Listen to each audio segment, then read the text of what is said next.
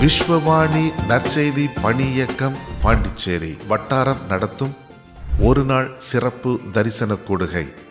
நாள் ஆகஸ்ட் மாதம் 17ஆம் தேதி ஞாயிற்றுக்கிழமை. நேரம் மாலை 5:30 மணிக்கு.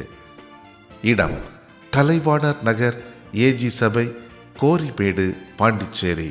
தலைமை அருள் திரு நிக்சன் தலைமை போதகர் அவர்கள். தேவ செய்தி சகோதரன் P Selvaraj, chairman, Vishwavani network அவர்கள். பணித்தள ஊழியர்களின் சாட்சிகள், தரிசனமூட்டும் செய்திகள், சிறப்பான சிலுவை வீரர் கீதங்கள் மற்றும் பணித்தள படக்காட்சிகளை தவற விடாதிருங்கள். குடும்பத்தோடு பங்கு பெற உங்களை அன்போடு அழைக்கிறோம்.